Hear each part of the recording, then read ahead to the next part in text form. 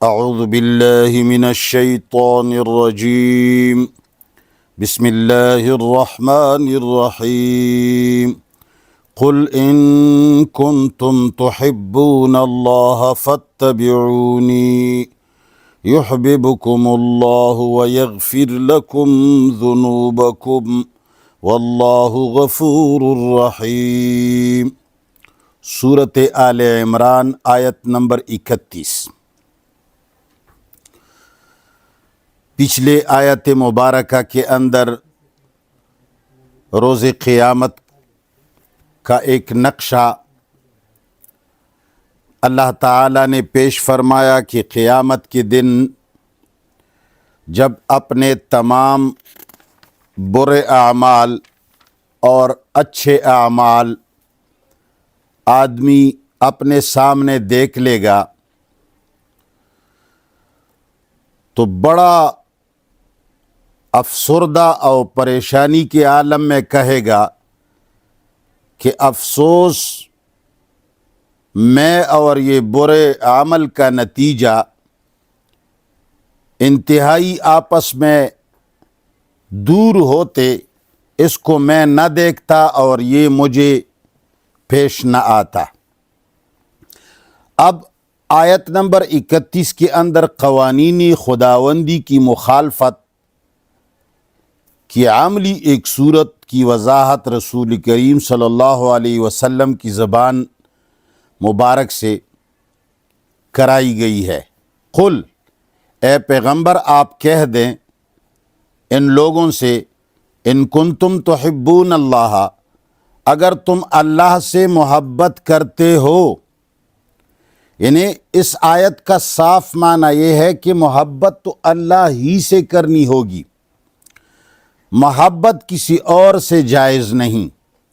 یہ ہمارے روایات کے اندر جو محبت کو تقسیم کیا گیا ہے اور اللہ کے علاوہ دیگر شخصیات کے ساتھ دینی محبت کو جو وابستہ کیا گیا ہے، یہ ہمارے ساتھ انتہائی دغلا پن اور انتہائی چیٹنگ ہوئی ہے۔ قرآن کریم کے اندر اللہ کے علاوہ کسی اور سے محبت کرنے کو شرک قرار دیا گیا ہے، جس طرح کی دیگر آیات مبارکہ کے اندر ہے اور ہم اور آپ لوگ پڑھتے رہتے ہیں۔ تو یہاں بھی اللہ فرماتے ہیں قل ان کنتم تحبون اللہ، کہو اگر تم اللہ سے محبت کرتے ہو، فاتبعونی، تو لوگوں میری اتباع کرو۔ اللہ کی محبت، چونکہ جس سے محبت ہوتی ہے اس کی بات ماننی ہوتی ہے۔ محبت کا تقاضا یہ ہوتا ہے کہ آدمی اس کی پیروی کرے جو اس کا معشوق ہے، جس سے وہ محبت کرتا ہے اس کی فرمان برداری کرتا ہے۔ تو اللہ تو چون کے نظر نہیں آتے اور ان کی اتباع تو ایسے واضح آمنے سامنے ممکن نہیں ہے، تو ان کو اللہ تعالی نے نبی بنا کر اس لیے بھیجا کہ اللہ کے احکام کی اتباع پیغمبر کرے گا تو پیغمبر اللہ کا فرمان بردار و تابعدار ہو کر کے تم پیغمبر کی اتباع کرو گے تو گویا کہ وہ اللہ کی اتباع اور پیروی ہوگی۔ قل ان کنتم تحبون اللہ، کہہ دیجئے اگر تم محبت کرتے ہو اللہ سے، فاتبعونی، تو میری اتباع کرو۔ نتیجے میں یحببکم اللہ، اللہ تجھ سے محبت کرے گا، اللہ تعالیٰ تمہیں پسند کرے گا، تم سے اللہ محبت کرے گا۔ وَيَغْفِرْ لَكُمْ ذُنُوبَكُمْ، اور تمہاری خطائیں معاف کرے گا۔ وَاللَّهُ غَفُورٌ، اللہ معاف کرنے والا رحیم مہربان ہے۔ دیکھو اب اتباع رسول، اس اتباع رسول کے الفاظ سے امت میں ابتدائی وہ لوگ جنہوں نے کتابیں لکھی ہیں جو عقیدتاً مجوس تھے اور جو آگ اور سورج کی عبادت کرتے تھے، مشرک تھے، ان لوگوں نے ہمارے درمیان یہ بیج بو دیا کہ دیکھو فاتبعونی آیا ہے، تم رسول کی اتباع کرو گے، لہٰذا رسول کی اتباع جو ہے یہ روایات اور احادیث کی اتباع ہے۔ حالانکہ فاتبعونی کا معنی یہ ہے، تین جگہوں کے اندر پیغمبر سے اقرار لیا گیا ہے۔ پیغمبر پاک نے سورت نمبر 6 آیت نمبر 50، سورت نمبر 10 آیت نمبر 15، سورت نمبر 46 آیت نمبر 9، تین جگہوں میں پیغمبر صلی اللہ علیہ وسلم نے وضاحت فرمائی ہے، ان اتبع الا ما یوحى الی، میں تو اتباع وحی کی ہی کرتا ہوں۔ جب نبی وحی کی اتباع کرتے ہیں اور تمہیں کہتے ہیں فاتبعونی، تم میری اتباع کرو، تو اس سے واضح ہو گیا کہ پیغمبر کی اتباع ڈائریکٹ آیتوں کی اتباع ہے، اس لیے کہ پیغمبر آیتوں کے علاوہ کسی اور چیز کو فالو نہیں کرتا۔ پیغمبر جو ہے وہ آیات کریمہ کے علاوہ کسی اور چیز کی اتباع کرتا نہیں ہے۔ وہ جب آیات کی اتباع کرتا ہے تو پیغمبر کی اتباع آلریڈی قرآن کی اتباع ہو گیا۔ تین جگہ ان اتبع الا ما یوحى الی اللہ تعالیٰ نے فرمایا ہے کہ میں اتباع نہیں کرتا مگر صرف اس چیز کی اتباع کرتا ہوں جو میری طرف وحی کیا گیا ہے۔ اور پھر یہ کہ اگر کوئی یہ کہے کہ نہیں نا، پیغمبر کو تو وحی صرف قرآن کی نہیں ہوئی، ان کو تو احادیث کی بھی وحی ہوئی، تو اس کا بھی جواب قرآن نے دیا ہے۔ قرآن کریم کہتا ہے وَأُوحِيَ إِلَيَّ هَذَا الْقُرْآنِ، پیغمبر سے کہلوایا گیا کہ تم دونوں دنیا کو دو ٹوک الفاظ میں بتا دو، وَأُوحِيَ إِلَيَّ هَذَا الْقُرْآنِ، کہ مجھے صرف اس قرآن کی وحی کی گئی ہے۔ اور 12 نمبر سورت 3 نمبر آیت میں پھر اعلان ہے وَأَوْحَيْنَا إِلَيْكَ هَذَا الْقُرْآنِ، کہ مجھے وحی صرف اس قرآن کی گئی ہے۔ تو لہٰذا دو باتیں صاف ہو گئیں۔ پہلی بات، میری اتباع کرو چونکہ رسول ان اتبع الا ما یوحى الی، رسول ڈائریکٹ قرآن کی اتباع کرتا ہے، تو لہٰذا رسول کی اتباع ڈائریکٹ قرآن کی اتباع ہے۔ تو رسول کے اتباع کا معنی ہے قرآن کو ماننا، قرآن کی اتباع کرنا۔ اب یہ کہنا کہ بھئی ہمیں قرآن کے علاوہ حدیث بھی وہی ہے، تو اللہ تعالیٰ نے اس کی دو آیتوں میں وضاحت کی، وَأُوحِيَ إِلَيَّ هَذَا الْقُرْآنِ، مجھے صرف اس قرآن کی وحی کی گئی ہے، کوئی اور چیز وحی نہیں ہوئی۔ اور وَأَوْحَيْنَا إِلَيْكَ هَذَا الْقُرْآنِ، ہم نے وحی کی ہے تیری طرف صرف قرآن کی۔ ایک جگہ پیغمبر کہتا ہے، پیغمبر سے کہلوایا گیا کہ مجھے صرف قرآن وحی کی گئی۔ دوسری جگہ اللہ کہتا ہے کہ میں نے تمہاری طرف صرف قرآن وحی کیا ہے، کوئی اور چیز نہیں۔ لہٰذا اس سے ثابت ہوتا ہے کہ اتباع نبی اتباع قرآن ہے۔ اس سے بخاری، مسلم، ابو داود، ترمذی، نسائی میں جو مجموعے ہیں ان کی اتباع قطعاً مراد نہیں ہے، اگر مسلمان چشم بصیرت سے دیکھے۔ پھر اب اللہ تعالیٰ تاکیداً مزید فرماتے ہیں قُلْ أَطِيعُوا اللَّهَ وَالرَّسُولَ فَإِن تَوَلَّوْا فَإِنَّ اللَّهَ لَا يُحِبُّ الْكَافِرِينَ۔ اب یہاں کا ترجمہ کیا جاتا ہے کہ تم اطاعت کرو اللہ کی اور رسول کی۔ دیکھو، مطاع ایک ہوتا ہے دنیا کے اندر، مطاع حقیقی ایک ہے، دو خدا نہیں ہیں کہ وہ بھی مانو اس کو بھی مانو، نہیں، اللہ ایک ہے۔ یہ الرسول کا معنی ہے بذریعہ، یہ واو جو ہے یہ واو بذریعہ ہے۔ اس کا معنی یوں ہے جس طرح کہ قرآن کریم میں اللہ تعالیٰ نے سورت نمبر 9 آیت نمبر 3 میں اللہ نے فرمایا وَآذَانٌ مِّنَ اللَّهِ وَرَسُولِهِ الی الناس یوم الحج الاکبر ان اللہ بریء من المشرکین، کہ اللہ اور رسول کا یہاں اعلان جو ہے وہ اللہ کا اعلان ہے، آذان من اللہ، اعلان ہے اللہ کی طرف سے، والرسول پیغمبر کے ذریعے، یہ واو کا معنی ہے بذریعہ، اس لیے کہ دونوں کا حکم تو ہو نہیں سکتا، اس لیے کہ قرآن نے 3 جگہ فرمایا ہے، آیت سورت نمبر 6، آیت نمبر 57، سورت نمبر 12، آیت نمبر 40، سورت نمبر 12، آیت نمبر 67، ان الحکم الا للہ، کہ آرڈر دینے والا صرف اللہ ہے۔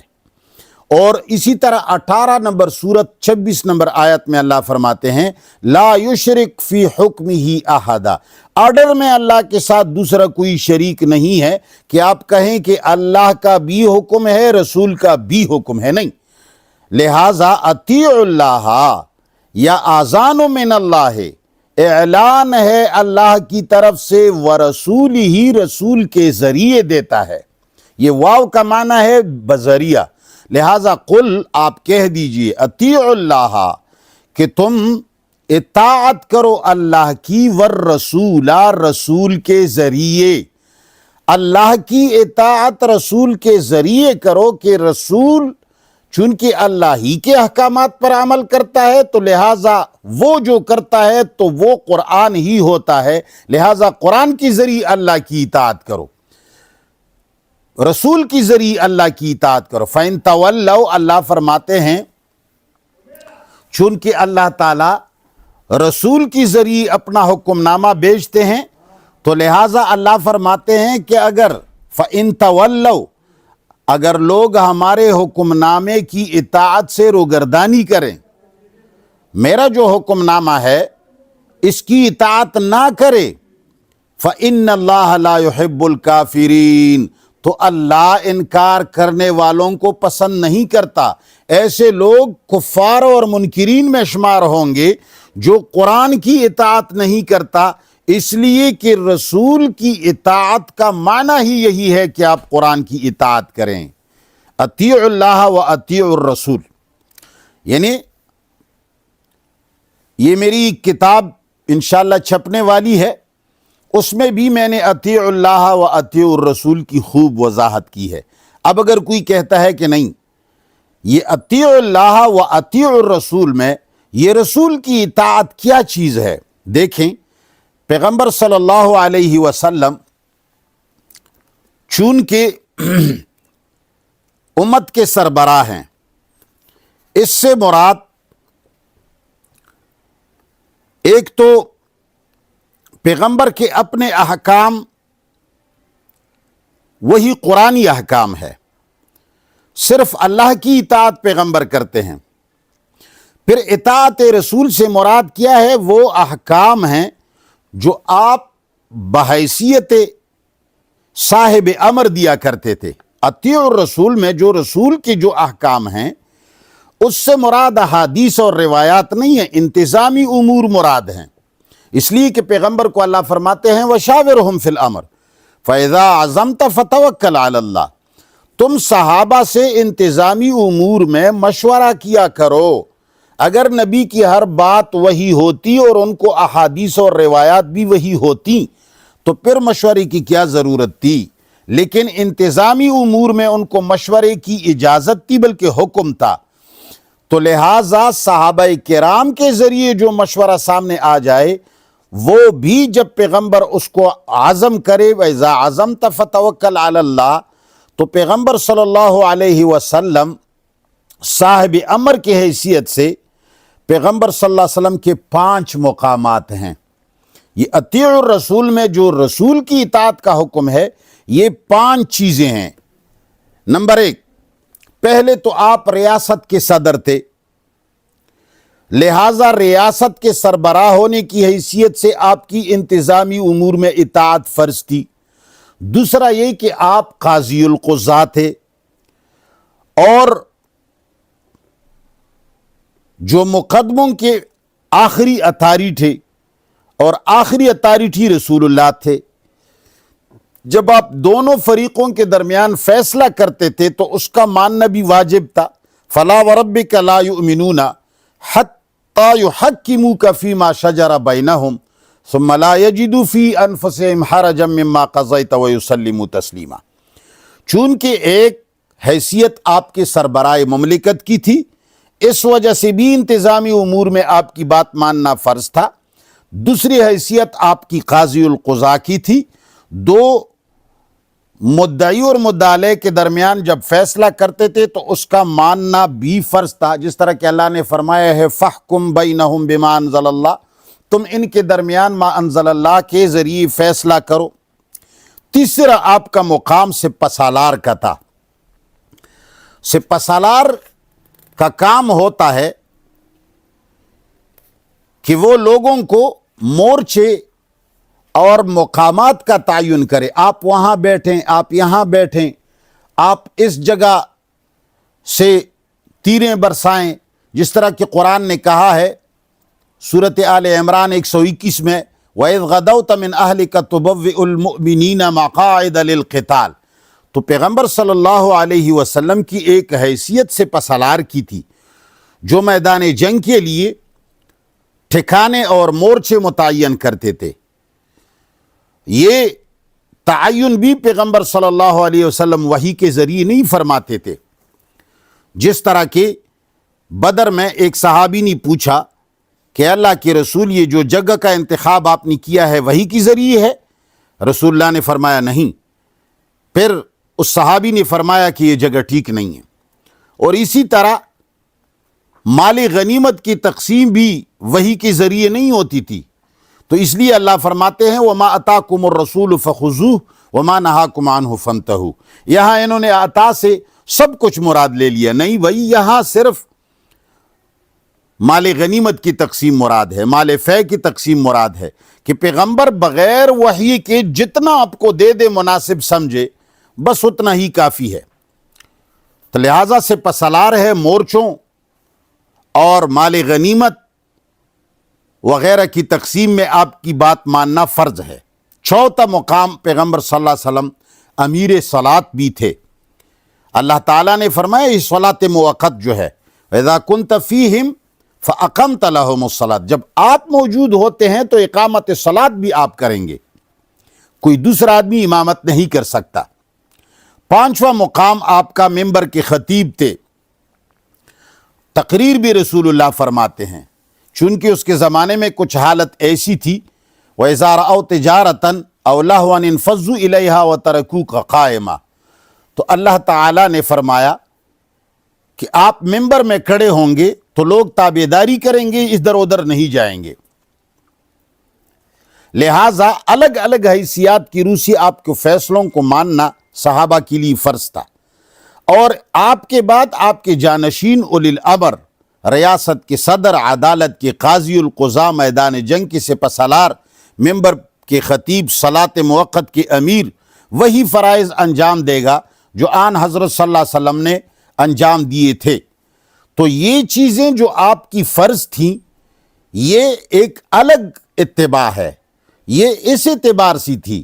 اس کا معنی یہ نہیں ہے کہ دین میں پیغمبر صلی اللہ علیہ وسلم مداخلت فرماتے ہیں اور پیغمبر کچھ دین اللہ بنائیں گے اور کچھ دین رسول بنائیں گے. نہیں، رسول کی جو اطاعت ہے وہ قرآن کی اطاعت. فَاتَّبِعُونِی یعنی پیغمبر صلی اللہ علیہ وسلم چونکہ قرآن کی اتباع کرتے تھے لہٰذا فَاتَّبِعُونِی میری اتباع کریں یعنی قرآن کی اتباع کریں.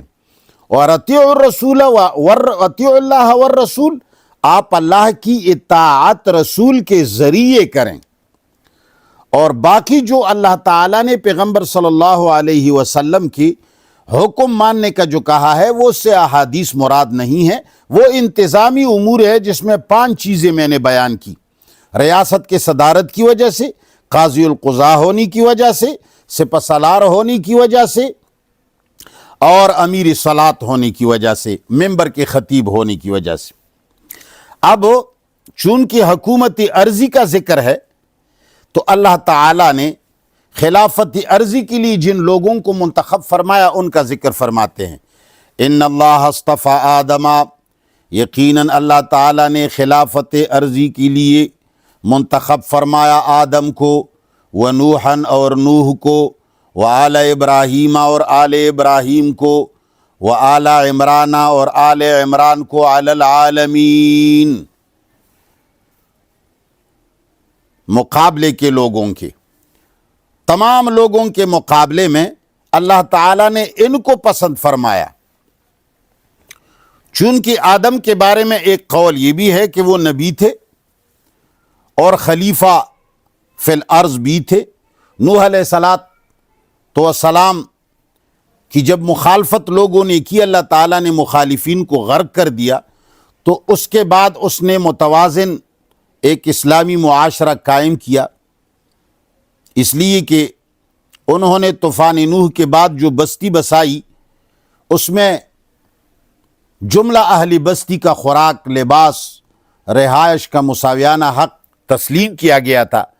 آل ابراہیم کے متعلق سورۃ النساء میں اللہ نے فرمایا ہے وَآتَيْنَاهُمْ مُلْكًا عَظِيمًا، ہم نے آل ابراہیم کو بھی حکومت عطا فرمائی تھی۔ موسیٰ اور داؤد علیہ السلام بھی آل ابراہیم کے چشم و چراغ ہیں۔ اسی طرح آل عمران، عیسیٰ علیہ السلام جو ہیں، یہ بنی اسرائیل کو شکست دے کر عیسیٰ علیہ السلام نے بھی حکومت قائم کی تھی۔ اور عیسیٰ علیہ السلام کی جنگ اور جہاد کا ذکر اللہ تعالیٰ نے سورت نمبر 61 سورۃ الصف میں آیت نمبر 14 میں اللہ نے اس کی جہاد اور اس کے مقابلے کا ذکر کیا ہے۔ یا ایھا الذین آمنوا کونوا انصار اللہ کما قال عیسی ابن مریم للحواریین من انصاری الی اللہ قال الحواریون نحن انصار اللہ فآمنت طائفة من بنی اسرائیل وکفرت طائفة فأیدنا الذین آمنوا علی عدوهم فأصبحوا ظاہرین۔ اس آیت مبارکہ سے معلوم ہوتا ہے کہ مسیح علیہ السلام نے جنگ کیا اور اس کے بعد اپنی حکومت قائم کی۔ اگلی آیت جو ہے اس میں سیدنا آدم، نوح، آل ابراہیم اور آل عمران کے متعلق بتایا کہ یہ بعض کے اولاد ہیں، سب نوع آدم ہیں، ان میں ما فوق البشر کوئی نہیں ہے، لہذا فرماتے ہیں ذریتاً بعضها من بعض، ذریتاً اولاد تھے، بعضها من بعض، بعض ان کے بعض میں سے تھے۔ واللہ سمیع علیم، اللہ سننے والا جاننے والا ہے، یعنی ان میں سے بعض کی ذریت، یعنی بعض کے حقیقی پوتے پڑپوتے تھے۔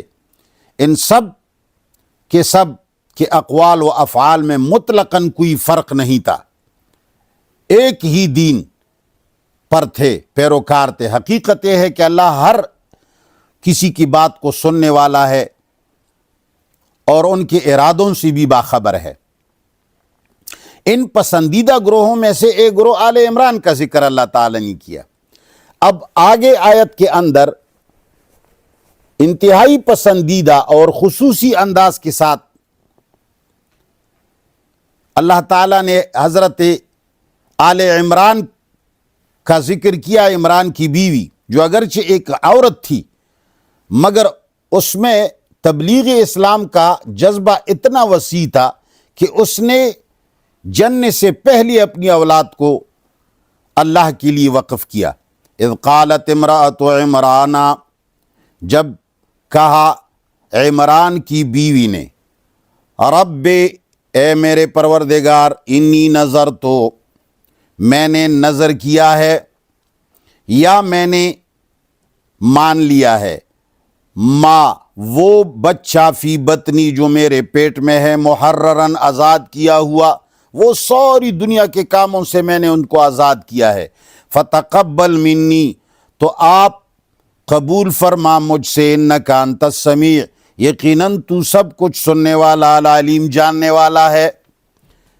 یہاں جیسے کہ اگلی آیت سے یہ پتہ چلے گا کہ یہ بچہ جسے پیدائش سے پہلے دین اللہ کے لیے وقف کر دیا تھا یہ مریم تھی، اور اس آیت کے اندر ان کی والدہ کے لیے امرأۃ عمران کے الفاظ آئے ہیں، اور امرأہ کا لفظ بیوی کے لیے آتا ہے، جیسے امرأۃ فرعون، امرأۃ نوح، لیکن یہاں ایک مغالطہ ہے جو اس کا رفع کرنا ضروری ہے۔ مغالطہ یہ ہے کہ آیت مجیدہ کے اندر الفاظ کے مطابق جب سیدہ مریم کی والدہ عمران کی بیوی تھی تو پھر حضرت مسیح جو ہے وہ عمران کے نواسے ثابت ہوتے ہیں، لیکن آل عمران کے لفظ کے مطابق آپ عمران کی ذریت سے تھے، نواسے نہیں تھے، اس لیے ثابت ہوتا ہے کہ والدہ مریم کی کا جو ذکر آل عمران کے ایک فرد کے طور پر ہوتا ہے، اس کا نام ملکی رواج کے مطابق دادا پر دادا کے نام پر شاید رکھا گیا ہو۔ قرآن مجید میں جو اس کو مریم کو اخت ہارون کہا گیا ہے، یہ ہارون اپنے اس بڑے بزرگ ہارون کے آل میں سے تھے جو حضرت موسیٰ کے بھائی تھے۔ بہرحال یہ ایک قول ہے بعض لوگوں کا، لیکن اللہ تعالیٰ نے قرآن کریم کے اندر بڑی وضاحت سے یہ باتیں فرمائی ہیں۔ بس لفظی ترجمہ دیکھیں دوبارہ۔ قل، آپ کہہ دیجئے، ان کنتم تحبون اللہ، اگر تم اللہ سے محبت کرتے ہو، فاتبعونی، تو میری اتباع کرو۔ چونکہ پیغمبر قرآن کی اتباع کرتا تھا، لہٰذا پیغمبر کی اتباع قرآن کی اتباع ہے۔ یحببکم اللہ، محبت کرے گا تم سے اللہ، ویغفر لکم ذنوبکم، اور معاف کرے گا تمہاری خطاؤں کو، اللہ غفور الرحیم، اللہ تعالی معاف کرنے والا مہربان ہے۔ قل، آپ کہہ دیجئے، اطیعوا اللہ، اطاعت کریں اللہ کے، والرسول، بذریعہ رسول، فإن تولوا، پس اگر روگردانی کریں لوگ، فإن اللہ لا يحب الکافرین، تو اللہ پسند نہیں کرتا انکار کرنے والوں کو۔ ان اللہ اصطفیٰ، یقیناً اللہ نے پسند فرمایا ہے آدم کو، نوح کو، آل ابراہیم، آل عمران کو، علی العالمین، مخلوق کے مقابلے میں۔ ذریتاً، یہ اولاد ہیں، بعضها من بعض، بعض میں سے ہیں۔ واللہ سمیع علیم، اللہ سننے والا جاننے والا ہے۔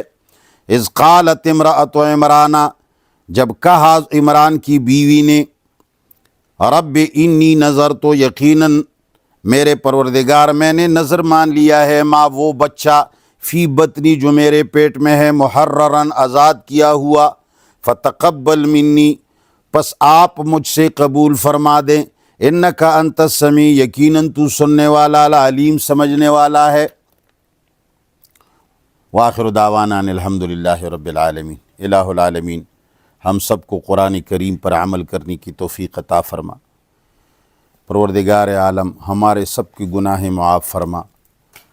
اللہم ربنا آتنا فی الدنیا حسنہ وفی الآخرۃ حسنہ وقنا عذاب النار۔